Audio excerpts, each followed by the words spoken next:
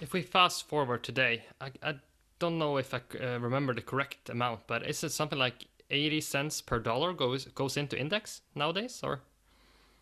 It varies a lot between asset class to asset class. So that definitely sounds right in equities. In fixed income, it's not been that much until very recently. So right now, I think fixed income ETFs and index funds, bond ETFs and ETF index funds have taken up quite, but it is a lot. So overall, the official number, as it were, of how much money is in known index funds, a classic fund structure, either an index fund or an ETF sold by BlackRock or Vanguard or State Street, is $17 trillion. So that's just monumentally big. But even that understates how big this is, because a lot of investors, including, I suspect, the Norwegian Sovereign Wealth Fund and a lot of big pension plans, they don't really need to pay somebody else to do something that's pretty simple. So they have their own internal index strategies that aren't a fund, but still basically do exactly the same thing. And there's no good data on this globally, but to reverse engineering some data I managed to pick up here and there, and with some assumptions on growth rates, I estimate that we're talking at least $26 trillion are in index strategies overall.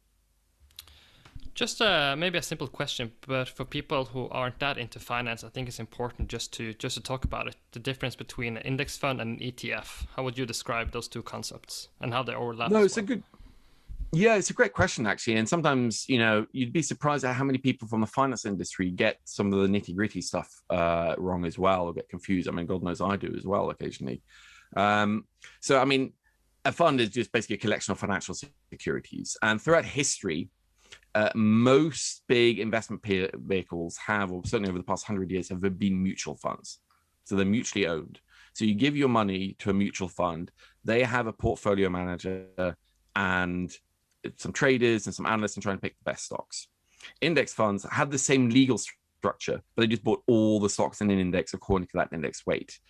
ETFs are the next generation of that. So I kind of, depending on how you slice and dice the revolution, indexing 2.0 or 3.0.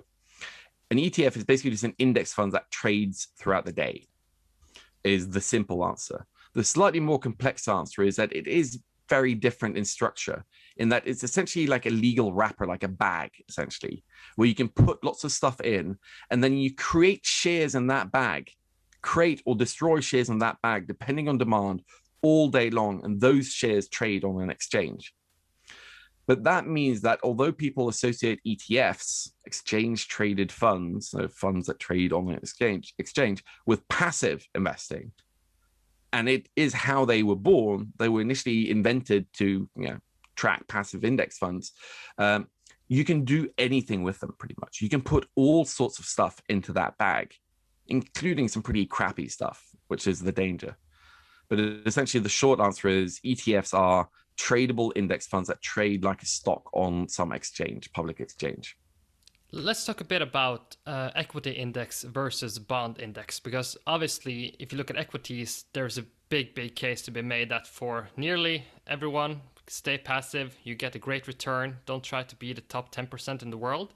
But maybe in the bond world is a bit of a different story. Maybe the conclusion is the same, but it's a bit more complicated. How do you go into that argument? No, I think it's very important nuance, and you're spot on actually. I mean, in equities, we just know it's a very liquid market. There are thousands of stocks that trade billions of dollars worth of shares in nanoseconds constantly throughout the day. But first of all, bond indices are kind of dumb, because in equities we make indexes based on the market capitalization of a company. So Apple has a bigger weight in the S&P 500 than Under Armour, because Under Armour is tiny and Apple is obviously huge. So that makes perfect sense. But in bond indices, they're weighted by how much money you've borrowed, how many bonds you have outstanding. So that obviously means that the more indebted you are, the bigger weight you have in an index, which intuitively kind of seems mad, right? Because that means that index funds are always buying the most bonds of the most indebted borrowers. And especially in some situations with certain indices, United States and Japan, and to a certain extent, but lesser Europe, dominates utterly. Because Japan and the US have just borrowed such vast amounts of money. So they utterly dominate some bond indices. Same thing with investment grade corporate bonds or high yield bonds. Certain companies can sometimes dominate. The second issue is bonds just don't trade that much. There are improvements that the bond market is changing quite radically over the past few years. But, you can still buy an IBM bond that might only trade a couple of times a week. You can buy other securities that never trade. So that inherently makes the market less efficient and should make it easier for active managers, traditional bond fund managers like a Bill Gross or Jeff Gundlach, to make money, to find profitable opportunities. In practice, however, the data is still the data.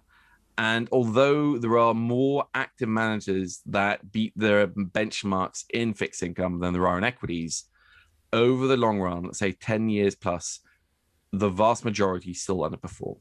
So in equities, I think over a 15-year period, let's say in US equities, less than 10% of fund managers manage to beat the index.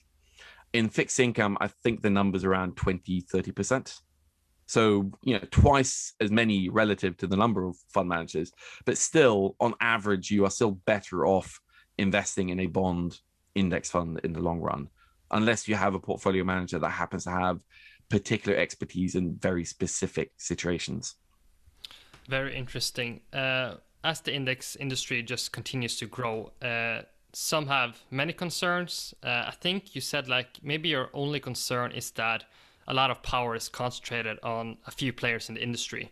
How can we sort of quickly summarize the typical concerns and also maybe dive into the concern you see as well?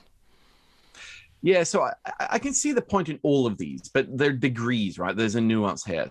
So broadly speaking, I think there are four concerns. And I'm a big fan of indexing, as you can probably tell. But I think it's actually more important for fans of indexing to not be blind or stick a head in the sand and pretend that everything's hunky-dory, that we should try to engage with some of the critics that might be self-serving. They might be active managers with an axe to grind, but that doesn't mean they can't occasionally be right.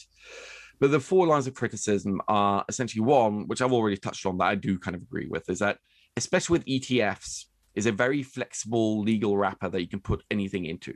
So you can create way more sophisticated strategies with ETFs. The ETFs is almost like a Lego block. You can now not just do, let's say, US stocks and US bonds. You can do a pretty cool, sophisticated portfolio with just ETFs that, frankly, you would have had to be in a fairly big global macro fund to do just a couple of decades ago, or certainly 10 years ago, or 20 years ago.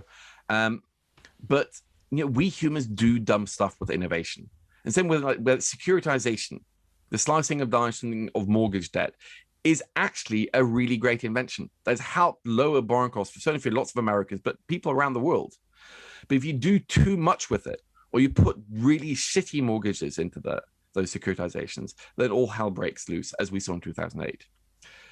ETFs are not like CDOs or anything like that, but people are putting some pretty funky stuff into ETFs. And I'm not sure that enough investors that buy or trade these actually have even basic understanding of what they're investing in. And that worries me, that product proliferation and innovation has gone mad in the index world. The second one is just how much power goes to the index providers. Again, something I have some sympathy with that concern, that these are index providers that create the indices that track. So they, in fact, control where all the money goes.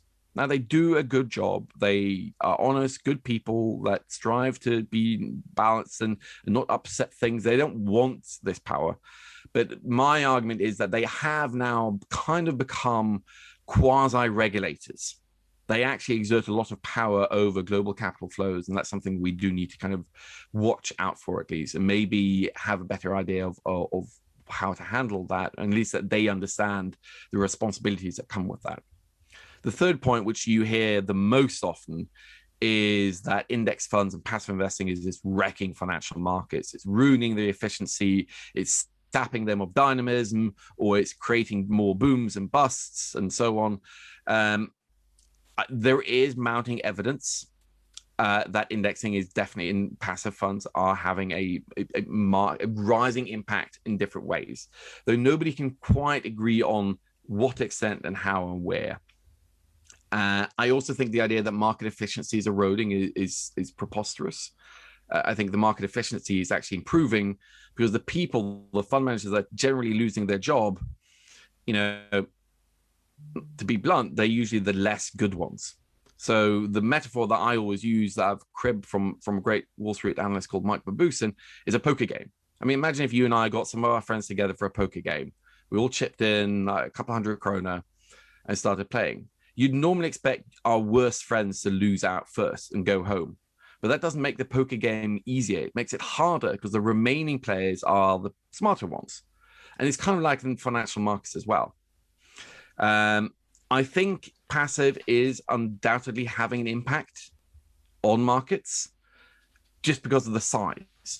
But is it having a more negative impact on markets than, let's say, the invention and growth of hedge funds or private equity or mutual funds 100 years ago? Markets are a dynamic, complex ecosystem that are always changing. So naturally, as the animals in this ecosystem evolve and change and new ones born, old ones die, that has an impact. And passive is the biggest beast in the jungle now, one of the biggest. But I don't see any evidence so far that indicates that the downsides are even remotely compared to the very tangible, real upsides that we are all saving across the world, directly and indirectly, hundreds and hundreds and hundreds of billions of dollars. I mean, in the trillions indirectly. The fourth point that you allude to is this what I call gigantism. We have this in many industries these days, that because of like lots of mergers and acquisitions, there's been lots of concentration happening in many industries. And in some industries, especially technology, we know there are some natural oligopolies or even monopolies. There is no Facebook rival. There's no Facebook 3.0 or anything like that.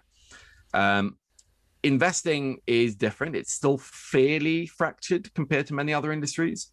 But the economics of index funds means that the bigger you are, the cheaper you can create and produce these index funds, and the cheaper they can be sold. So because they're entirely commoditized, you don't care the difference between a Fidelity or a BlackRock or Vanguard S&P 500 fund. They're exactly the same. You just care about the cost.